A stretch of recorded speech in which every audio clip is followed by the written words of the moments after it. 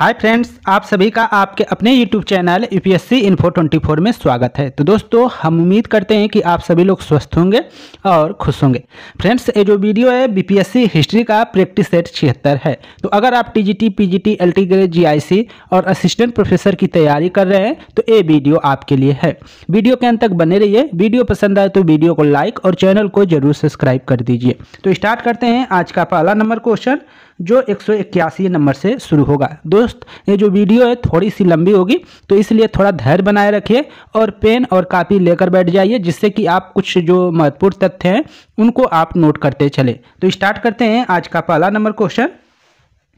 शिक्षा में सुधार हेतु ब्रिटिश सरकार ने सेंट्रल विश्वविद्यालय आयोग का कब नियुक्त किया था? आयोग को कब नियुक्त किया था ये बताना है। शिक्षा में सुधार हेतु ब्रिटिश सरकार ने सेंट्रल विश्वविद्यालय आयोग को कब नियुक्त किया था ये बताना है। 1919, 1917 में, 1921 में या 1896 में। तो आंसर हो जाएगा आपका बी, 1917 में नियुक्त किया था। सेंट्रल विश्वविद्यालय आयोग की नियुक्ति कब की गई थी? तो 1917, याद रखिएगा। व्याख्या देखते हैं इस क्वेश्चन का। सेंट्रल आयोग शिक्षा से संबंधित था। जो सेंट्रल आयोग है किससे संबंधित है? तो शिक्षा से संबंधित था। वर्ष 1917 में सरकार ने कलकत्ता विश्वविद्यालय की संभावनाओं के अध्ययन तथा रिपोर्ट के लिए एक आयोग की नियुक्ति किया। जिस आयोग की नियुक्ति किया था उसी आयोग का नाम क्या था? सेंट्रल आयोग था। ये याद रखिएगा, आगे और क्लियर हो जाएगा। डॉक्टर एम.ई. सेंडलर, जो लीड्स विश्वविद्यालय के उपकुलपति थे, इसके अध्यक्ष नियुक्त किए गए। इस आयोग का यह विचार था कि यदि विश्वविद्यालय शिक्षा का सुधार करना है तो माध्यमिक शिक्षा का सुधार आवश्यक है। इसने वर्ष 1904 के विश्वविद्यालय अधिनियम की कड़ी निंदा की और यह भी बताया कि इससे कॉलेज तथा विश्वविद्यालय शिक्षा का ठीक समन्वय नहीं हो सका है। आगे चलते हैं। 182 नंबर क्वेश्चन है। होम रूल आंदोलन भारत के स्वतंत्रता संग्राम के एक नए चरण के आरंभ का घोतक था। क्योंकि इसने देश के सामने स्वशासन की एक ठोस योजना रखी। आंदोलन का नेतृत्व गांधी जी के हाथ में आ गया। हिंदू और मुसलमानों ने एक संयुक्त संघर्ष प्रारंभ किया। डी है, इसने अतिवादियों और उदारवादियों के बीच पुनर्मेल स्थापित किया। तो क्या घोतक था ये बताना है। तो 82 का आंसर जाएगा ए के साथ दोस्तों, कि इसने देश के सामने स्वशासन की एक ठोस योजना रखी। होम रूल आंदोलन भारत के स्वतंत्रता संग्राम के एक नए चरण के आरंभ का घोतक है, क्योंकि इसने देश के सामने स्वशासन, सेल्फ गवर्नमेंट की एक ठोस योजना रखी। क्योंकि इसी में आप देखते हैं कि बाल गंगाधर तिलक का जो कोटेशन है कि स्वराज हमारा जन्मसिद्ध अधिकार है और हम इसे लेकर रहेंगे, तो एक कोटेशन भी महत्वपूर्ण है। आगे देखते हैं इसकी व्याख्या। होम रूल आंदोलन के दोनों नेताओं, जिसमें तिलक एवं एनी बेसेंट की निगाह में स्वराज का अर्थ लगभग एक जैसा ही था। ब्रिटिश साम्राज्य के अंतर्गत स्थानीय, प्रांतीय एवं केंद्रीय स्तर पर उत्तरदायी शासन एवं प्रशासन की अधिकाधिक व्यवस्था की जाए, जैसे गोरों द्वारा शासित डोमिनियन दर्जा प्राप्त अन्य ब्रिटिश उपनिवेश में थी, यथा कनाडा एवं ऑस्ट्रेलिया।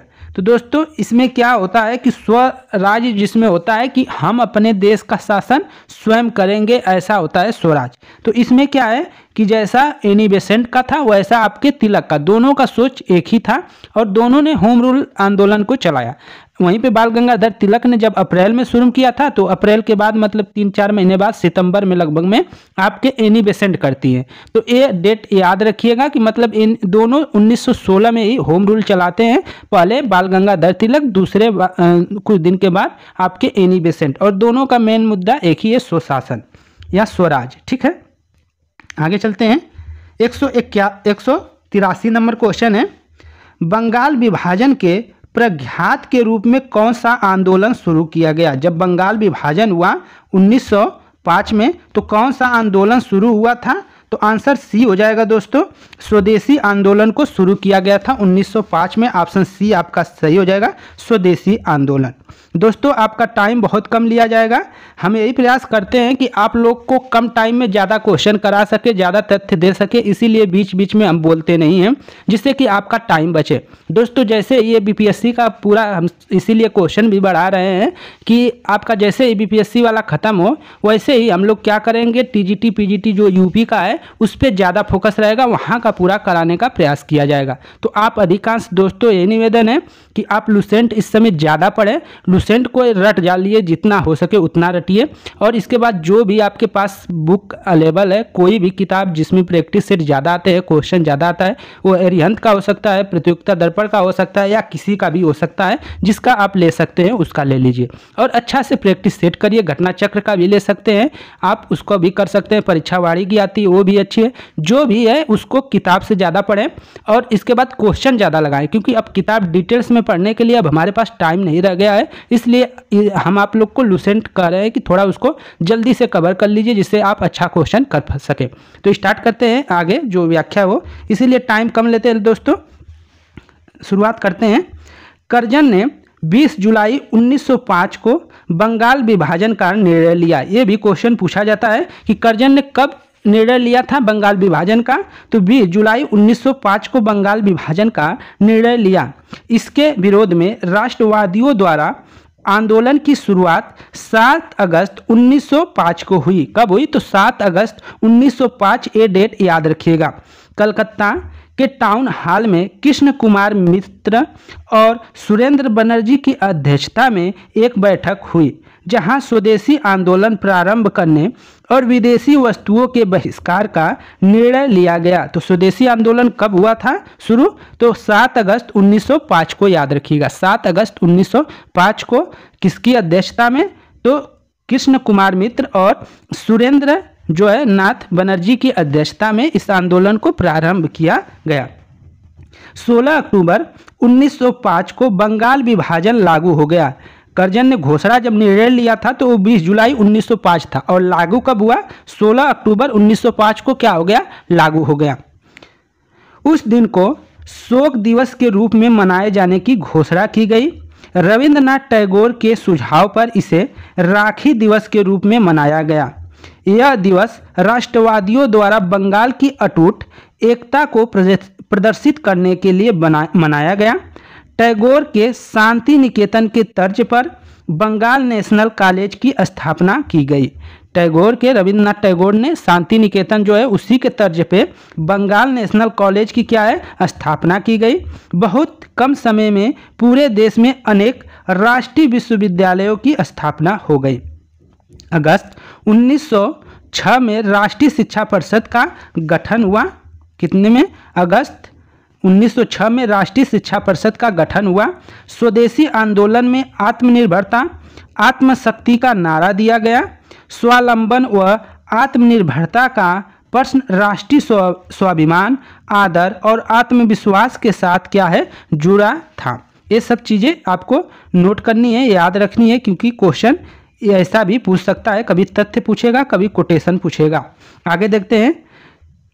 कांग्रेस ने अपने कलकत्ता अधिवेशन 1906 में स्वदेशी आंदोलन, बहिष्कार आंदोलन, राष्ट्रीय शिक्षा व स्वशासन से संबंधित 4 प्रस्ताव पारित किए। एक क्वेश्चन पिछली वीडियो में पूछा गया था यहाँ से।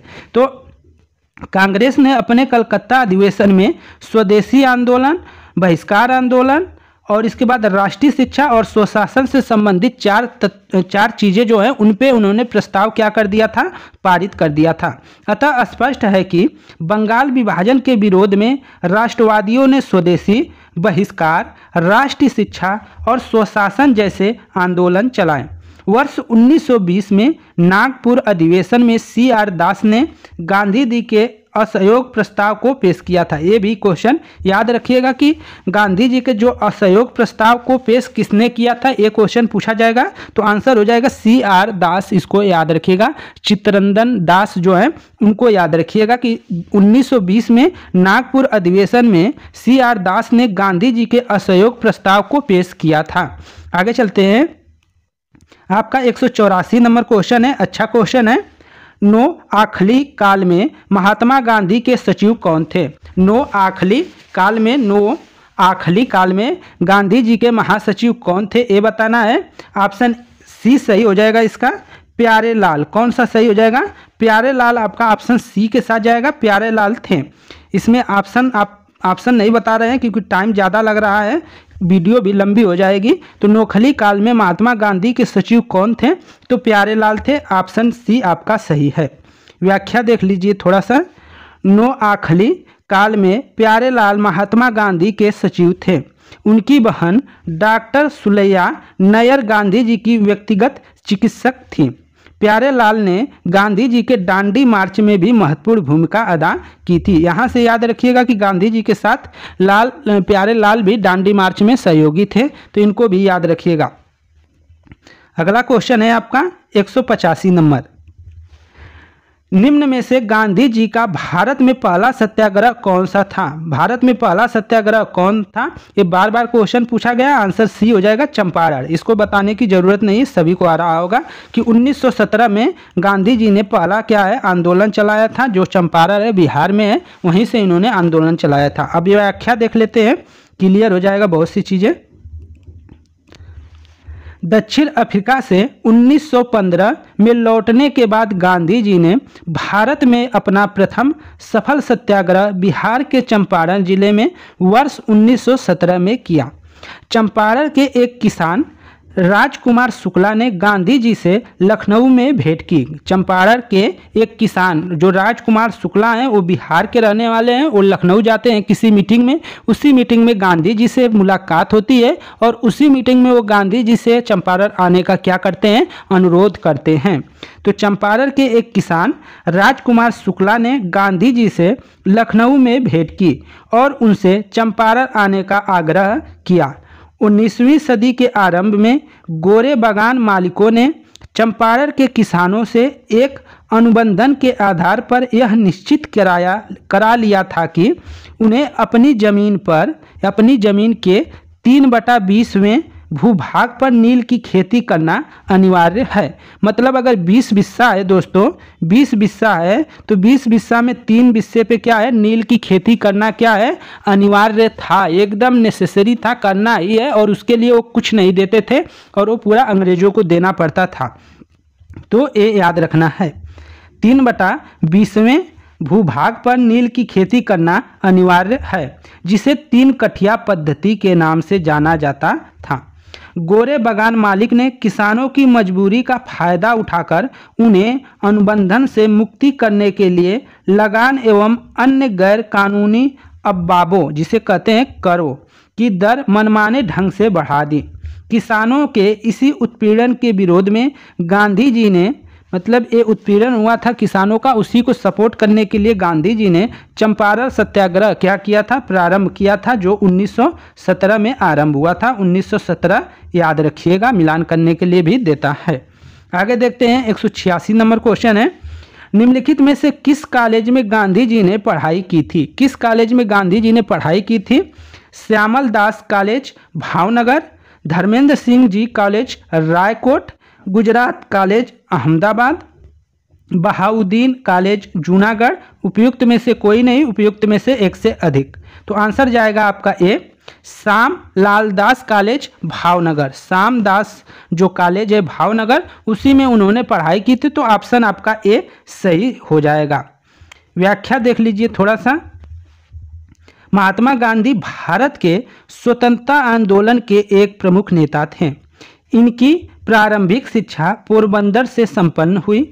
इन्होंने हाई स्कूल की शिक्षा राजकोट स्थित अल्फ्रेड हाई स्कूल से प्राप्त की थी।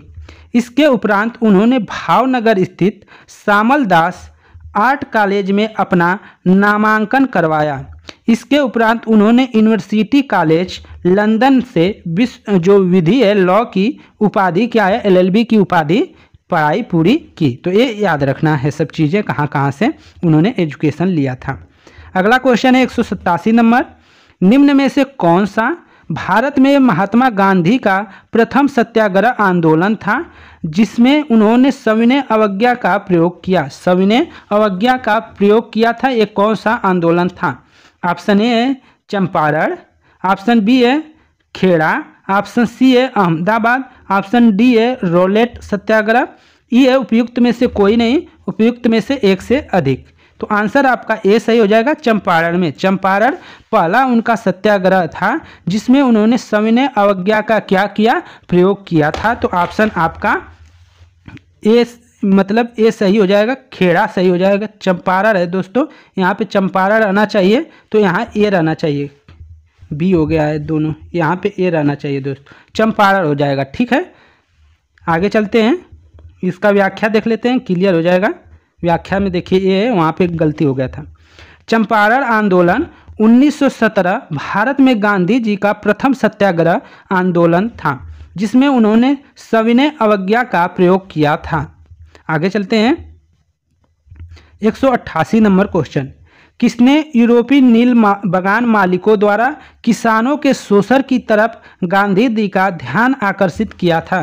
किसने यूरोपियन नील बागान मालिकों द्वारा किसानों के शोषण की तरफ गांधी जी का ध्यान आकर्षित किया था? तो आंसर हो जाएगा आपका बी सही हो जाएगा, राजकुमार शुक्ला। राजकुमार जो शुक्ल हैं उन्होंने किया था। व्याख्या देख लीजिए, राजकुमार शुक्ल ने यूरोपियन नील बागान मालिकों द्वारा किसानों के शोषण की तरफ गांधी जी का ध्यान आकर्षित किया। शुक्ल ने वर्ष 1916 के लखनऊ जो कांग्रेस अधिवेशन में गांधी जी से भेंट कर उन्हें चंपारण के किसानों के शोषण की कहानी सुनाई और गांधी जी को चंपारण आने के लिए क्या किया, आमंत्रित किया। आगे चलते हैं, अगला क्वेश्चन है, चंपारण में इंडिको के किसानों की दशा की ओर गांधी जी का ध्यान किसने आकर्षित किया था? तो आंसर वही हो जाएगा, राजकुमार शुक्ला जो है, राजकुमार शुक्ल, ये आंसर हो जाएगा। तो ऑप्शन डी आपका सही है, राजकुमार शुक्ल। इंडिको, यहाँ पे ये याद रखिएगा कि नील नहीं रहेगा तो इंडिको लिख देगा, तो वो भी आंसर आप इसी के साथ जाएगा कि चंपारण में इंडिको के किसान की दशा में की ओर गांधी जी का ध्यान किसने आकर्षित किया था? तो राजकुमार शुक्ला थे या शुक्ल। और चंपारण के इंडिको मतलब इंडिको जो आंदोलन हुआ था उसमें नेतृत्व किसने किया था? तो महात्मा गांधी आंसर होगा, तो ये याद रखिएगा। व्याख्या ऊपर देख ही लिए हैं, दोबारा एक क्वेश्चन आ रहा है गांधी जी से। गांधी जी द्वारा भारत में पहली बार सत्याग्रह आंदोलन बिहार में कहाँ बिताया गया, कहाँ प्रारंभ किया गया? बिहार पूछ दिया, आसान हो गया, चंपारण। व्याख्या वही चीज़ है, उपर्युक्त घटनाओं में बिहार में हुआ चंपारण सत्याग्रह भारत में गांधी जी का प्रथम सत्याग्रह सर्वप्रथम घटना है। 19वीं सदी के आरंभ में गोर बागान मालिकों ने चंपारण के किसानों से, चंपारण के जो किसानों हैं उनसे एक अनुबंधन के आधार पर यह निश्चय किया कि उन्हें अपनी जमीन के 3/20 भूभाग में नील की खेती करना अनिवार्य है, जिसे तिनकठिया पद्धति के नाम से जाना जाता था।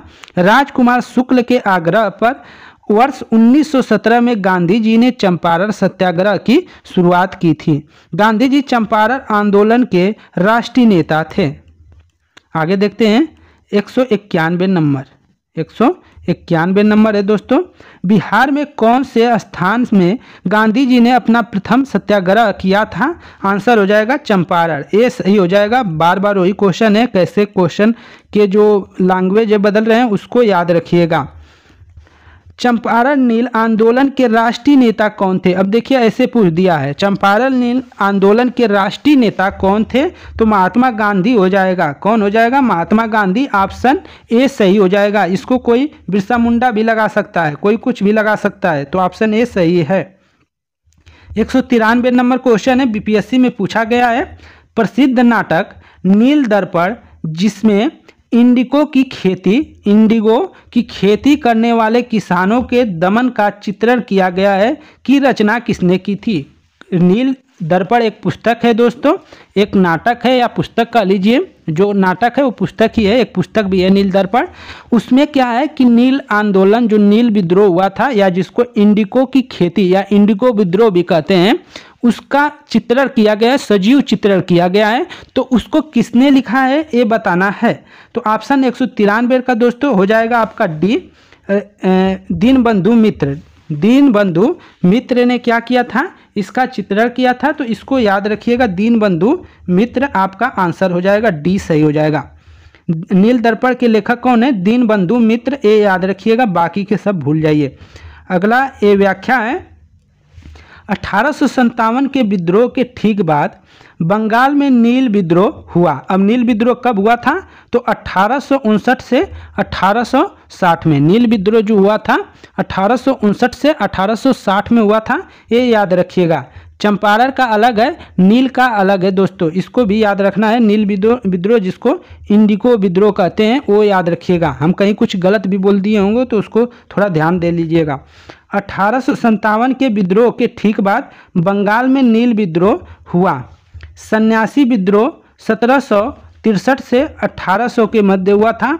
संथाल विद्रोह 1855 से 1856 में हुआ है। पावना उपद्रव 1837 से 1873 से 1876 में हुआ है। नील विद्रोह की शुरुआत बंगाल के नदिया जिले के गोविंदपुर गांव से हुआ। एक नील उत्पादक के दो भूतपूर्व कर्मचारी दिगंबर विश्वास तथा विष्णु विश्वास के नेतृत्व में वहां के किसान एकजुट हुए तथा उन्होंने नील की खेती बंद कर दिया, नील की खेती करना बंद कर दिया। यह नील आंदोलन के इतिहास में अपनी मांगों को लेकर किए गए आंदोलनों में से सर्वाधिक व्यापक और जुझारू विद्रोह था। जो नील विद्रोह हुआ था वो सबसे अपने आप में व्यापक था। बंगाल का नील विद्रोह शोषण के विरुद्ध किसानों की सीधी लड़ाई थी। बंगाल के वे काश्तकार जो अपने खेतों में चावल की खेती करना चाहते थे, उन्हें यूरोपीय नील बागान मालिक नील की खेती करने के लिए मजबूर करते थे। नील की खेती से इनकार करने वाले किसानों को नील बागान मालिकों के दमन चक्र का क्या करना पड़ता था, सामना करना पड़ता था। सितंबर 1859 में उत्पीड़न किसानों ने अपने खेतों में नील न उगाने का क्या किया, निर्णय लेकर बागान मालिकों के विरुद्ध क्या है, कार्रवाई कर दी। क्या कर दी, कार्रवाई कर दी। आगे देखते हैं थोड़ा सा। बागान मालिकों के विरुद्ध विद्रोह कर दिया। 1860 तक नील आंदोलन नदिया, पावना, खुलना, ढाका, मालदा, दिनाजपुर आदि क्षेत्रों में फैल गया। किसानों की एकजुटता के कारण बंगाल में 1860 तक सभी नील कारखाने क्या हो गए, बंद हो गए। बंगाल के बुद्धिजीवियों वर्ग ने अखबारों में अपने लेखों द्वारा तथा जनसभाओं के माध्यम से इस विद्रोह के प्रति अपने समर्थन को व्यक्त किया। इसमें हिंदू पैट्रियाट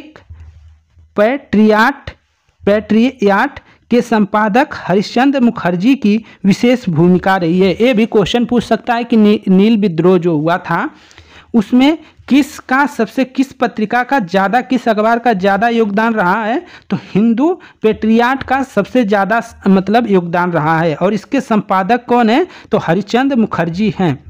नील बागान मालिकों के अत्याचारों का खुला चित्रण जो है दीनबंधु मित्र के नाटक नील दर्पण में किया गया है। तो दीनबंधु मित्र के नाटक का क्या नाम है, नील दर्पण है, और नील दर्पण से ही क्वेश्चन पूछा था।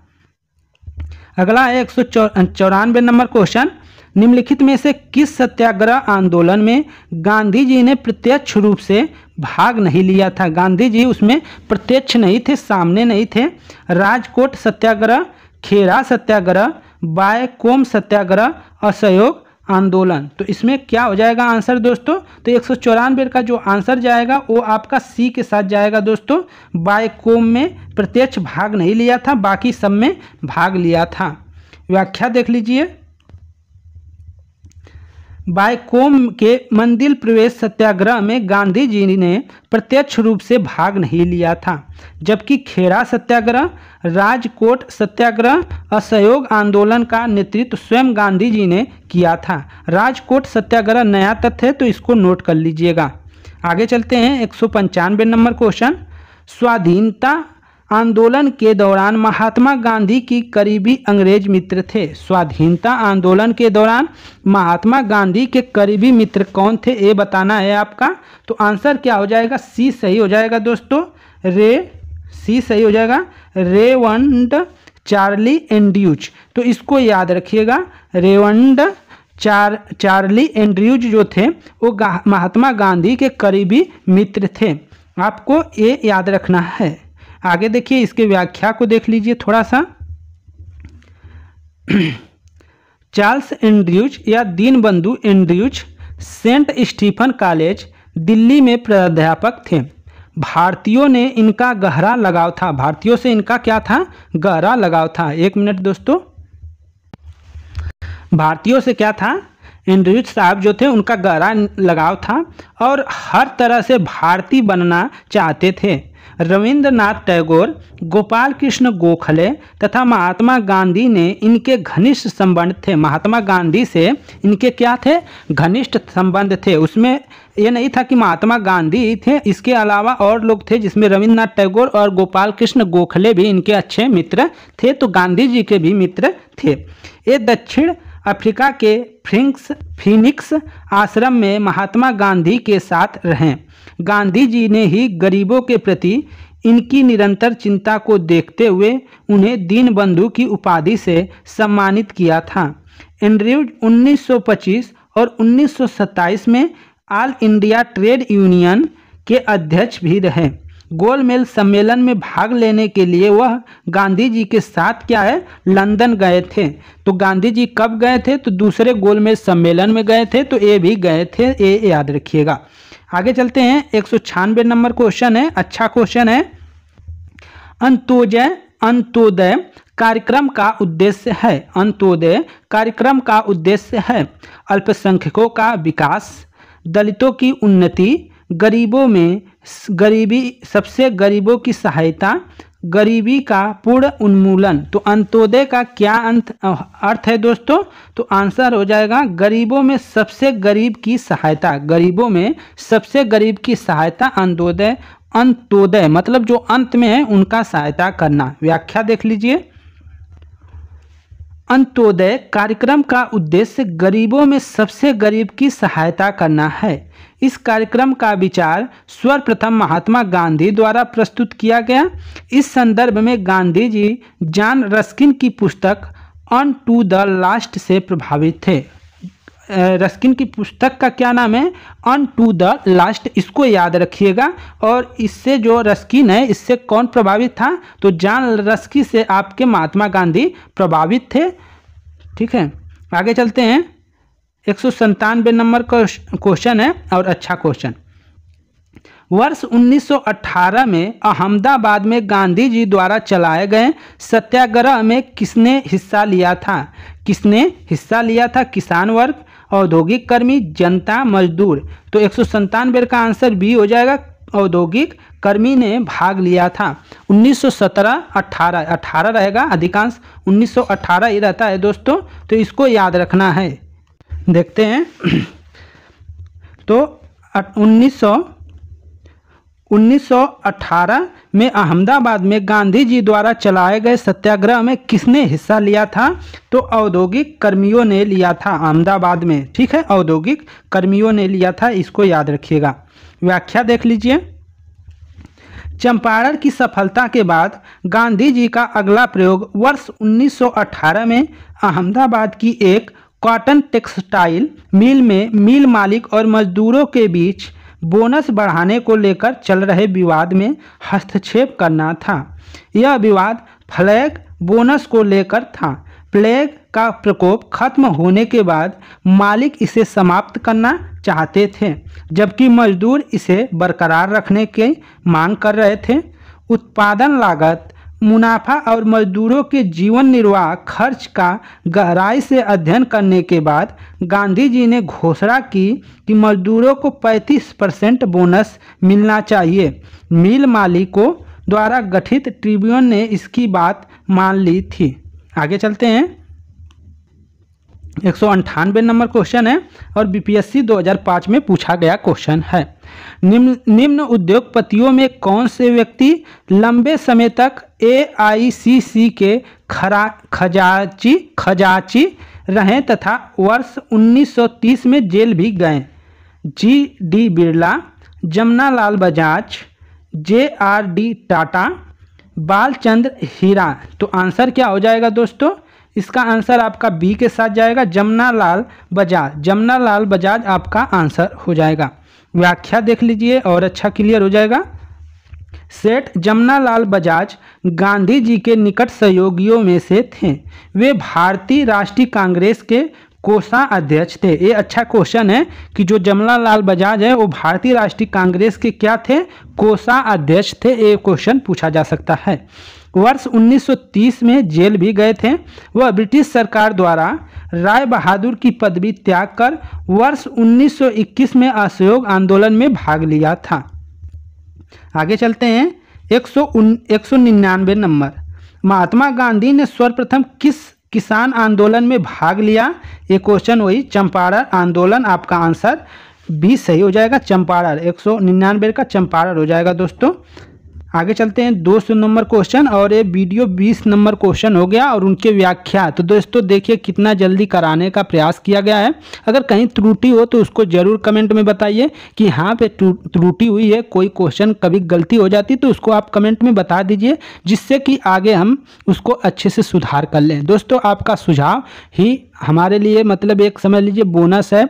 हमारे लिए भी एक क्या कहते हैं कि किसी को कुछ देना पड़ता है ना, तो आप लोग हमको लाइक और सब्सक्राइब और कमेंट कर जो प्यार देना चाह रहे हैं वो आप दे सकते हैं।